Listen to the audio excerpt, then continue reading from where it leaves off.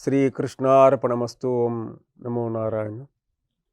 మార్గశీర్ష మాసంలో శ్రీ మహావిష్ణువుకు పూజించినట్లయితే చాలా గొప్ప ఫలితాలు వస్తాయి అన్నటువంటి విషయానికి శ్రీమద్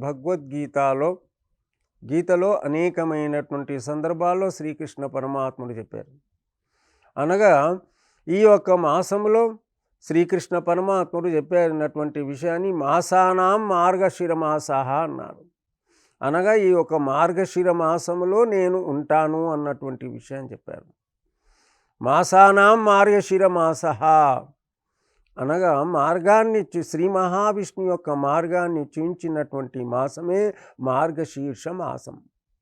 ఈ మార్గశీర్ష మాసంలో మనకు వచ్చినటువంటి విష్ణుమూర్తికి ఎందుకు పూజించాలి? శ్రీమన్నారాయణో హరి అన్నటువంటి విషయానికి ఎవరు తరించారు మార్గశీర్ష మాసములో అన్నటువంటి విషయాన్ని మనం తెలుసుకుందాం ఇప్పుడు. అనగా శ్రీమద్ భగవద్గీత వచ్చింది మార్గశీర్ష మాసంలో. మరి అలాగనే మనకు ఏకాదశి అనంతరం మధ్యలో వచ్చినటువంటి మాసం ఏదైతే ఉందో ధనుర్మాసం వస్తుంది. ఈ ధనుర్మాసములు ఎలా ఉంటుందండి? చలి ఎక్కువగా ఉంటుంది, చలి పులిగా ఉంటుంది, అసలు మనం లేవలేము, బాగా చలితో ఉంటాం, పనుకుంటాం. అలాంటి సందర్భంలో గోదాదేవి అనగా ఆండాళ్ తల్లి, సాక్షాత్తు ఆ లక్ష్మీదేవి, ఆ తల్లి, ఆ అమ్మ జగజ్జనని ఏంటిది ఆ శ్రీమన్నారాయణుని, ఆ యొక్క శ్రీరంగనాథుని పూజించడానికే ఈ యొక్క 30 రోజులు పారుషాలతో ప్రారంభమైనటువంటి మాసం అయితే ఉందో మార్గశీర్ష మాసం. అనగా ఆ గోదాతల్లి 30 రోజులు పాశురాలు అంటే పాటలు, అనగా 30 తమిళ కీర్తనలు రాసి అక్కడ ఉన్నట్టు శ్రీరంగ దగ్గర ఉన్నటువంటి అమ్మ యొక్క ప్రాంతం అయితే ఉందో ఆ ప్రాంతాన్ని ఆమె గోపికలుగా భావించి ఆ ప్రాంతంలో ఉన్నటువంటి స్త్రీలందరి కూడా ఉదయమే లేపి ఆ శ్రీమన్నారాయణుని యొక్క సన్నిధానమునకు వెళ్ళడానికి లేవండి లేవండి, ఎందుకు లేవాలి? ఆ శ్రీమన్నారాయణుని పూజించడానికి మన జన్మ తరించిపోతుంది అన్నటువంటి విషయానికి ఆ జగజ్జనని, ఆ తల్లి 30 కీర్తనలు రాసి దాన్ని ద్రవిడ కీర్తనలు అంటారు, దాన్ని పాశురాలు అంటారు. ఈ యొక్క అనగా ధనుర్మాసంలో ప్రారంభమైనటువంటి ఏదైతే ఉందో తిరుప్పావై అనగా ఏ మాసంలో ప్రారంభమైనటువంటి మార్గశీర్ష మాసంలో. మార్గశీర్ష మాసం అంటేనే చాలా పవిత్రమైనటువంటి మార్గశీర్ష మాసంలోనే మనకు ధనుర్మాస ప్రారంభమవుతుంది. మార్గశీర్ష మాసమే మాసానాం మార్గశీర్షోయి అన్నటువంటి విషయం. అనగా శ్రీమన్నారాయణుని యొక్క ఉదయమే లేచి ఆ స్వామివారి యొక్క నామాలను జపిస్తూ భజనలు చేస్తూ కీర్తనలు చేస్తూ ఎవరైతే ఉంటారో అలాంటి వారికి వైకుంఠ ప్రాప్తి అవుతుందన్నటువంటి శాస్త్రం పురాణాలు చెప్పాయి. అందువలన ఈ యొక్క మార్గశీర్ష మాసము ఏంటిదంటే శ్రీ మహావిష్ణువుకు ప్రీతికరమైనటువంటిది. శ్రీ మహావిష్ణువుకు పూజించదగినటువంటి మాసం అయితే ఉందో అది ఏంటిది? ఇది మార్గశీర మాసం.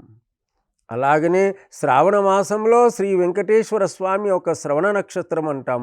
మనం కార్తీక మాసంలో మనం ఏం జరుపుకున్నాం? శివకేశవులకు పూజించుకున్నాం. కానీ ఒక మాసానాం మార్గశీర్ష మాసః అన్నారు మన కృష్ణ పరమాత్ముడు. ఈ మాసంలో నేను ఉంటాను అనగా ఏది ఏమైనా కానివ్వండి, ఏమి చేసినా కానివ్వండి, ఎంత చలి వచ్చినా ఎంత ఏమైనా కానివ్వండి, ఆ శ్రీమన్నారాయణుని యొక్క పూజించడం. అందుకే ఆ తల్లి యొక్క పాశురాలు ఏవైతే ఉన్నాయో, ఆ పాటలు ఏవైతే ఉన్నాయో ఈనాటి కూడా ఇప్పటికి కూడా ఏడుకొండల వెంకటేశ్వర స్వామివారి యొక్క ఆ స్వామివారి యొక్క సుప్రభాత సేవలో సుప్రభాతము పాడక కేవలం మాత్రమే అమ్మవారు పాడినటువంటి ఏవైతే 30 పాశురాలు ఏవైతే ఉన్నాయో దాన్ని కీర్తన చేస్తారు. అనగా శ్రీమన్నారాయణుని వైకుంఠాన్ని పోవడానికి, శ్రీమన్నారాయణుని సన్నిధికి వెళ్ళడానికి మాత్రం ఉపయోగకరమైనటువంటి మాసం ఏది ఉందో శ్రీ మహావిష్ణు యొక్క మాసం ఈ మార్గశీర మాసం. అందువలనే ఈ యొక్క మార్గశీర్ష మాసములో పూజించవలెను. ఈ మార్గశీర్ష మాసములోనే మనకు ప్రసాదాలు కానివ్వండి, శ్రీ వైష్ణవాలయాలు అనేక రకాలైనటువంటి ప్రసాదాలతో భక్తులకు పంచిపెట్టి ఏదైతే అమ్మవారి యొక్క కీర్తనలు ఏవైతే ఉన్నాయో, అనగా 30 కీర్తనలు ఏవైతే ఉన్నాయో, ఆ 30 కీర్తనలు అనగా ద్రవిడ భాషలో ఉన్నటువంటి లేవండి లేవండి తెల్లారింది, ఓ అక్కల్లారా ఓ చెల్లెల్లారా లేవండి, ఆ లేచి ఎక్కడ వెళ్ళాలి? శ్రీమన్నారాయణుని యొక్క దర్శనం కోసం వెళ్ళాలి, ఆ గోవిందుని యొక్క దర్శనం కోసం వెళ్ళాలి అన్నటువంటి ఉదయం మనకు ఉదయమే 4 గంటల ప్రాంతం నుంచి ఆ అమ్మ జగజ్జనని గోదాతల్లి లేపుతూ ఆ శ్రీమన్నారాయణుని యొక్క సాన్నిధ్యానికి తీసుకొని వెళ్తుంది.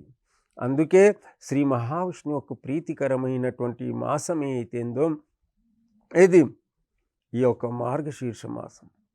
ఈ మార్గశీర్ష మాసంలో ఎవరైతే శ్రీమన్నారాయణునికి అనగా శ్రీ మహావిష్ణువుని యొక్క నిత్యం ఆ యొక్క ఓం నమో నారాయణాయ నమః, ఓం నమో నారాయణాయ నమః, ఓం శ్రీనివాసాయ నమః, శ్రీరంగాయ నమో, రంగనాథాయ నమో నమః అన్నటువంటి ఆ స్వామికి పూజిస్తుంటాము.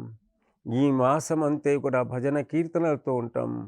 ఆ మాసము ఈ మాసం అనగా ఈ మార్గశీర్ష మాసం ఆ మహావిష్ణువుకు ప్రీతికరమైనటువంటిది.